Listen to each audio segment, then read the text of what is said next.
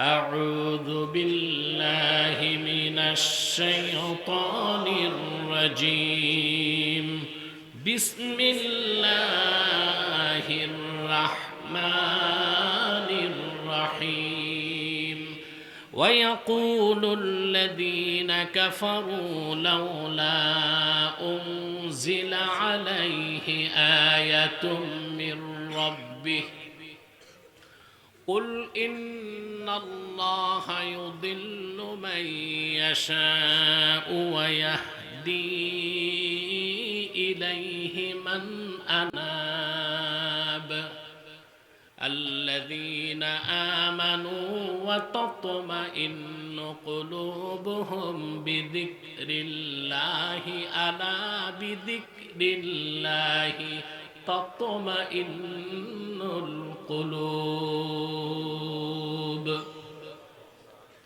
আল্লাহ তাআলা বলেন ওয়ায়াকুলুল লাযীনা কাফারু, অবিশ্বাসী যারা কাফের কুফরি করেছে তারা বলে লাউলা উনজিলা আলাইহি আয়াতুম মিন রাব্বি, যদি মুহাম্মদ সাল্লাল্লাহু আলাইহি ওয়াসাল্লামের কাছে ওনার রবের পক্ষ থেকে কোনো নিদর্শন আসতো, এর মানে কোনো নিদর্শন দেখলে হয়তোবা তারা ঈমান আনতো। এটা ছিল তাদের বক্তব্য। আল্লাহ তাআলা বললেন যে আল্লাহর সবচেয়ে বড় নিদর্শন রাসূলুল্লাহর সর্বশ্রেষ্ঠ মুজিজা কোরআন। এটা দেখার পরও যারা ঈমান আনে নাই, আসলে তারা কোনো নিদর্শন দেখলে ঈমান আনবে কেন? কুল ইন্নাল্লাহা ইউদিল্লু মান ইয়াশাউ ওয়া ইয়াহদি ইলাইহি মান আনাব। মুহাম্মদ সাল্লাল্লাহু আলাইহি ওয়াসাল্লাম আপনি বলুন, নিশ্চয় আল্লাহ যাকে ইচ্ছা তাকে রহমত থেকে সরায় দেন, তখন সে পথভ্রষ্ট হয়। ওয়া ইয়াহদি ইলাইহি মান আনাব, আর যে বিনয়ের সাথে আল্লাহর দিকে অগ্রগামী হয়, আল্লাহ তাকে হেদায়েত করে মঞ্জিলে মাকসুদে পৌঁছায় দেন। আল্লাহ রাব্বুল আলামিনের সর্বশ্রেষ্ঠ নিদর্শন হলো 30 পারা কোরআন, যা আল্লাহর রাসূলের সর্বশ্রেষ্ঠ মুজিজা। এর চেয়ে বড় কোনো নিদর্শন আর নাই। কোরআন কারীম দেখার পরে ঈমান না আনার কোনো অজুহাত ছিল না বলে কাফেরেরা উদ্ভট প্রস্তাব দিতে লাগলো। তারা বলতে লাগলো যদি কোনো নিদর্শন আসতো আকাশ থেকে আমরা ঈমান আনতাম, অথচ কোরআন হচ্ছে সবচেয়ে বড় নিদর্শন। ঈমান না আনার অজুহাত হিসেবে তারা আরো বলল ওয়ালাউ আন্না কুরআনান সুয়িরাত বিহিল জিবালু আও قطعت به الأرض أو كلم به الموتى بل لله الأمر جميعا। যদি মুহাম্মদ সাল্লাল্লাহু আলাইহি সাল্লামের নিকট এমন একটা কোরআন আসতো যার মাধ্যমে পাহাড়গুলো উড়তো, জমিন ফেটে যেত, মৃত ব্যক্তি উঠে কোরআনের সাথে কথা বলতো, তাইলে হয়তো আমরা ঈমান আনতাম। বলেন নাউজুবিল্লাহ। এসব হচ্ছে ঈমান না আনার অজুহাত। আল্লাহ পাক কোরআন কারীমে স্পষ্ট করে দিয়েছেন যে কোরআনের চেয়ে বড় কোনো নিদর্শন নাই। এটা দেখার পর যারা অন্য নিদর্শন দেখতে চায়, আসলে তাদের কপালে ঈমান নাই। আল্লাহ রাব্বুল আলামিন বলেন ওয়ালাউ আন্নানা নাযালনা ইলাইহিমুল মালাইকাতা ওয়া কাল্লামাহুমুল মাউতা ওয়া হাশারনা আলাইহিম কুল্লা শাইইন কুবুলাম মা কানু লিয়ুমিনু ইল্লা আন ইয়াশা আল্লাহ ওয়ালাকিন্না আকসারাহুম ইয়াজহালুন। আল্লাহ রাব্বুল আলামিন বলেন, প্রিয় হাবিব মুহাম্মদ সাল্লাল্লাহু আলাইহি ওয়াসাল্লাম, কোরআনের নিদর্শন দেখার পরও যে কাফেররা অন্য নিদর্শন দেখতে চায়, আমি আল্লাহ যদি তাদের সামনে যদি ফেরেশতা নামায় দেই, মৃতরা যদি তাদের সাথে কথা বলে, আর যত নিদর্শন দেখতে চায় সব যদি তাদের সামনে উপস্থিত করা হয়, তারপরও আল্লাহ যাদেরকে চান তারা ছাড়া অন্যরা কেউ ঈমান আনবে না। আল্লাহ রাব্বুল আলামিন বলেন, ইন্নাল্লাযীনা হাক্কাত আলাইহিম কালিমাতু রাব্বিকা লা ইউমিনুন ওয়ালাউ জাআতহুম কুল্লু আয়াতিন হাত্তা ইয়ারাউল আযাবাল আলীম। প্রিয় রাসূল, ওরা কোনো নিদর্শন দেখলে ঈমান আনবে না। আপনার রবের সিদ্ধান্ত চূড়ান্ত হয়েছে, তারা মুসলমান হবে না। যদি ওদের সামনে সমস্ত নিদর্শনগুলো যা চায় এনে দেওয়া হয়, এমনকি আযাবুল আলীম চোখে দেখে, তারপরও তারা ঈমান আনবে না। কারণ হেদায়েতটা আল্লাহর হাতে। তাকে যিনি হেদায়েত দিতে চান সেই হেদায়েত পাবে, আর যার হেদায়েত নাই সমস্ত নিদর্শন দেখার পরও সে হেদায়েত আনতে পারে। কাফেরেরা যে নিদর্শনগুলো দেখতে চাইল, এই সব নিদর্শনের চেয়ে বড় নিদর্শনকে আল্লাহ তার রসুলের মাধ্যমে দেখান নাই? কথা বলেন। মক্কা শরীফ একটা পাহাড় আছে, এর নাম আবু কুবায়স। কি নাম? কাবা ঘরের পাশে জাবাল আবি কুবায়স। হাদিস শরীফে এসেছে, আউয়ালু জাবালিন খালাকাহুল্লাহু ফিল আরদে আবা কুবায়স। এই পৃথিবীতে প্রথম আল্লাহ তাআলা যে পাহাড়টা তৈরি করছেন ওটা আবু কুবায়স। এই পাহাড়কে বলা হয় উম্মুল জিবাল, সমস্ত পাহাড়ের মা। সুবহানাল্লাহ। রাসূলুল্লাহ সাল্লাল্লাহু আলাইহি ওয়াসাল্লাম সাহাবায়ে কেরামকে নিয়ে আবু কুবায়সের পাশে দাঁড়িয়ে আছেন। আবু জেহেল আসছে সাঙ্গপাঙ্গ নিয়ে, এসে বলল, মুহাম্মদ সাল্লাল্লাহু আলাইহি ওয়াসাল্লাম যত নিদর্শন দেখালেন সব তো জমিনে, আকাশে তো কিছু দেখালেন না। রাসূলুল্লাহ বললেন, কি দেখতে চাও? বলে, আপনি পূর্ণিমার চাঁদটাকে দুই টুকরা করে দেখান। কারণ আবু জেহেল ছিল বিচক্ষণ, সে জানতো জাদু জমিনে চলে, আকাশে জাদু চলে না। আল্লাহর কোরআন সাক্ষী দেয়, আল্লাহর হাবিব নূর নবীজি মুহাম্মদ মুস্তাফা সাল্লাল্লাহু আলাইহি ওয়াসাল্লাম শাহাদাত আঙ্গুল দিয়ে ইশারা করলেন। পূর্ণিমার চাঁদ লক্ষ লক্ষ মাইল দূরের পূর্ণিমার চাঁদ দুই টুকরা হয়ে, দুই খণ্ড হয়ে আবু কুবায়সের দুই পাশে সরে গেল। সুবহানাল্লাহ বলবেন।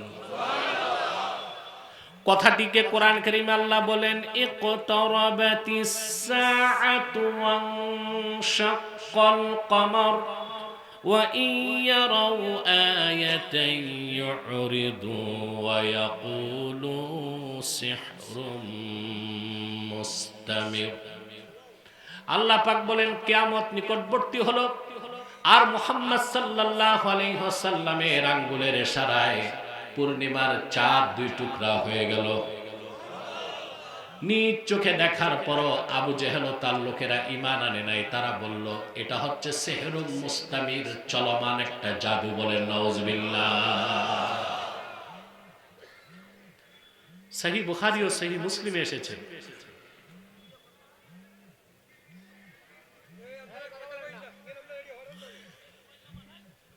বসে যাও, সবাই বসে। প্রিয় বন্ধুগণ, কষ্ট হচ্ছে? শুনতেছি, বুঝতেছি। আবু জেহেল মিটিং বসালো। সে বলল, এটা তো জাদু না, জাদু তো পৃথিবীতে হয়, আকাশে তো জাদুর প্রভাব চলে না। তার একটা সিদ্ধান্ত নিল, এটা যদি জাদু হয় তাহলে আমরাই দেখেছি, পৃথিবীর অন্য এলাকার লোক দেখবে না।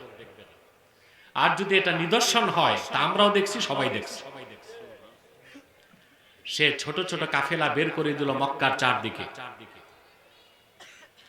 ইয়ামান থেকে যারা আসছে, বাহরাইন থেকে আসছে, মিশর থেকে আসছে, সুদান থেকে আসছে, হাবাসা থেকে আসছে, প্রত্যেক কাফেলাকে জিজ্ঞেস করা হলো, অমুক রাতে চাঁদ দুই টুকরা হয়েছে, দেখছো নাকি? তারা বলল, কাবার মালিক আল্লাহর কসম, চাঁদ দুই টুকরা হয়েছে, আমরা চোখে দেখেছি। শুধু আরবের মানুষ দেখছে না, আশপাশের লোকও দেখছে, পৃথিবীর বিভিন্ন প্রান্তের লোক দেখেছে। আল্লামা সৈয়দ আনোয়ার কাশ্মীরি রাহমাতুল্লাহি আলাইহি বুখারী শরীফের বিখ্যাত সরাহ ফাইজুল বারীর মধ্যে তথ্য উল্লেখ করেছেন, কদ শাহাদাহু রাজুলুম মিনাল হিন্দে ইসমুহু ভুলরাজ। আল্লাহর হাবিব মক্কার মাটিতে আঙ্গুলের ইশারা করে চাঁদকে যখন দুই টুকরা করেছেন, মক্কার মাটি থেকে হাজার হাজার মাইল দূরে হিন্দুস্তানের রাজা ভোলরাজ নিজ চোখে তা দেখতে পেয়েছে। ভূপালের রাজা ভোলরাজ নিজ চোখে সে চাঁদ দুই টুকরা হয়েছে তা দেখতে পেল। সারা রাত তার ঘুম আসে না। সকালবেলা ধর্মের পণ্ডিতদের ডাকছে, জ্যোতিষদেরকে ডাকছে, ডেকে বলল, গত রাতে দেখলাম পূর্ণিমার চাঁদ দুই টুকরা হয়ে দুই দিক সরে গেছে। কি দেখলাম? তারা বলল, স্বপ্ন দেখেছেন? বলে না, দিব্য চোখে জেগে জেগে দেখেছি। বলে আমাদেরকে একটু সময় দেন, আমরা বলছি। ধর্মগ্রন্থ চষে তারা বলল, যা দেখছেন ঠিক দেখছেন। বলে তার মানে? বলে আমাদের ধর্মগ্রন্থে লেখা আছে, গোটা বিশ্ব মানবতার কল্যাণে মহান কান্ডারি মুহাম্মদ সাল্লাল্লাহু আলাইহি ওয়াসাল্লাম আখিরি নবী মক্কায় যখন আসবেন, কাফেরদের চ্যালেঞ্জের মোকাবেলায় তিনি চাঁদকে দুই টুকরা করবেন। মুহাম্মদ সাল্লাল্লাহু আলাইহি ওয়াসাল্লাম মক্কায় আগমন করেছেন, গত রাতে সেই ঘটনা ঘটেছে। আপনি সেই ভাগ্যবান পুরুষ যে চোখে তা দেখার সৌভাগ্য লাভ করেছেন। মাওলানা কাশ্মীরি এর বেশি তথ্য দেন নাই, অন্য ইতিহাস সাক্ষ্য দেয়। রাজা ভোলরাজ সপরিবারে হিন্দুস্তান ছেড়ে আরবের মাটিতে চলে গেল। রাসূলুল্লাহর খেদমতে হাজির হয়ে ঈমান এনে মুসলমান হয়ে গেল। আবু জেহেল পাশে দাঁড়ায় ছিল, ঈমান আনে নাই। তাহলে নিদর্শন দেখলে ঈমান আনা যায়? কথা বুঝেন না? আবু জেহেল পাশে দাঁড়ায় দেখলো ঘটনা, ঈমান আনে নাই, কারণ আল্লাহ বলে দিয়েছেন, কুল ইন্নাল্লাহা ইউদিল্লু মান ইয়াশাউ ওয়া ইয়াহদি ইলাইহি মান আনাব। প্রিয় হাবিব মুহাম্মদ সাল্লাল্লাহু আলাইহি ওয়াসাল্লাম, আবু জেহেল, উতবা, সায়বা, কাফেরেরা কোন নিদর্শন দেখলো ঈমান আনবে না। তার কারণ আপনি বলে দিন, নিশ্চয় আল্লাহ যাকে চান তারে পথভ্রষ্ট করেন, আর যে বিনয়ের সাথে আল্লাহর দিকে আগায় আসে, আল্লাহ তারে নিজ হাতে ধরে হেদায়েত করে শেষ মঞ্জিলে পৌঁছায় দেন। হেদায়েত কার হাতে? হেদায়েত দুই প্রকার। কয় প্রকার? ইমাম বাইজাবি লেখেন, হেদায়েত হচ্ছে দুই প্রকার। একটা হচ্ছে ইরাআতুত তারিক, পথ দেখায় দেওয়া, পথ। আরেকটা হচ্ছে ইসাল ইলাল মাতলুব, পথ দেখায় দেওয়া না, শুধু হাত ধরে সেই পথের শেষ গন্তব্যে পৌঁছায় দেওয়া। সুবহানাল্লাহ। শব্দগুলো বন্ধ করেন না। আমাদের সংগঠনের লোকগুলো কোথায়? তাহরিকের ফারুক কোথায়? ফারুক, যাও তোমার লোকজন নিয়ে বাচ্চাদের আওয়াজগুলো বন্ধ করো, যাও। এইদিকে, এইদিকে, এইদিক তাকান। হেদায়েত কয় প্রকার? একটা হচ্ছে ইরাআতুত তারিক, পথ দেখায় দেওয়া, এটা হকের পথ, এটা সত্যের পথ। আরেকটা হচ্ছে ইসাল ইলাল মাতলুব, হাত ধরে হেদায়েতের শেষ গন্তব্যে পৌঁছায় দেওয়া।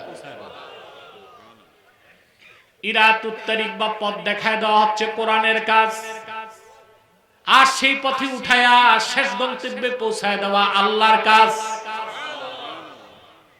সত্য চিনতে পারলেই সত্য গ্রহণ করা যায় না, হেদায়েতের পথ চিনলেই সেই পথে চলা যায় না।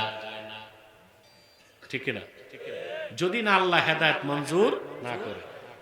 আমি দুটো দৃষ্টান্ত দিচ্ছি হাদিস শরীফ থেকে। মক্কায় কুরাইশদের মধ্যে নেতৃত্ব দিত 7 জন মানুষ। কয়জন? আবু জেহেল, উতবা, সায়বা, মুগিরা, আবু সুফিয়ান, আর সবচেয়ে বুদ্ধিজীবী টাইপের মানুষ ছিল আখনাস বিন শরীক। কি নাম?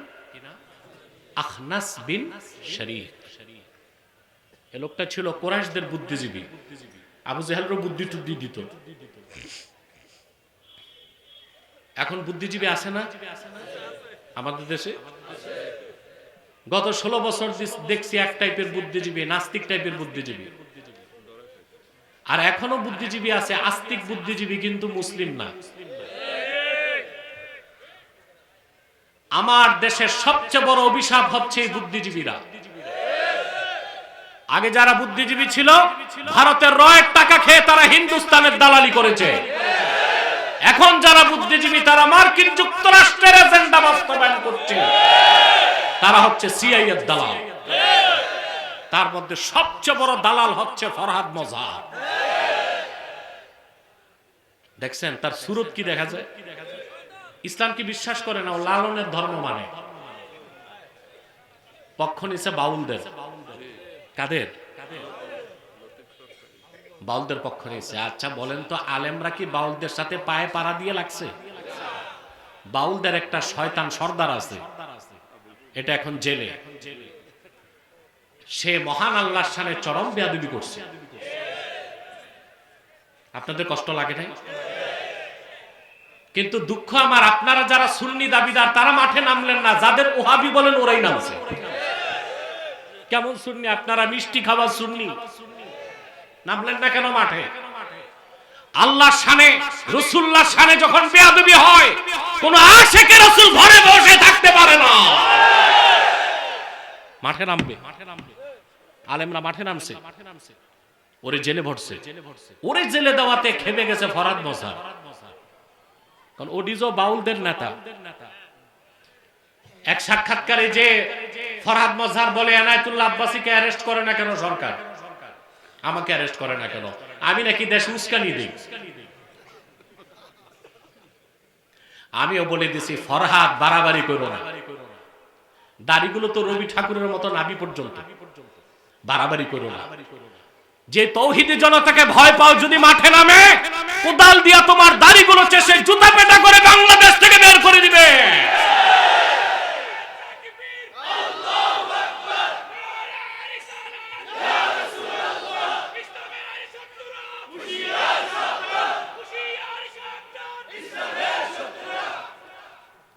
বলে বাক স্বাধীনতা। কি বলে? মনের স্বাধীনতা। আচ্ছা ভাই, বাক স্বাধীনতার কি সীমা থাকবে না? সীমা যদি না থাকে, বুঝলেন, ওটা কি বাক স্বাধীনতা না বাক স্বেচ্ছাচারিতা? যা খুশি তাই কি বলা যায়? যা খুশি তা বলা মানুষের কাজ না পাগলের কাজ? মনে যা আসলো তাই কি করা যায়? নাস্তিকরা এটার নাম দিয়েছে ফ্রিডম অফ এক্সপ্রেশন, অর্থাৎ মনের স্বাধীনতা। যা চায় তা করব, যা চায়। আমি দুঃখ পেয়েছি এনসিপি যখন এদের পক্ষ নিছে, বাউলদের। এনসিপি, এটার নাম দিছিলাম আমি ন্যাশনাল চিলড্রেন পার্টি। এখন এটার নাম দিছি ন্যাশনাল চেঞ্জ পার্টি। বদলায় গেছে। কি হয়েছে? বদলায় গেছে।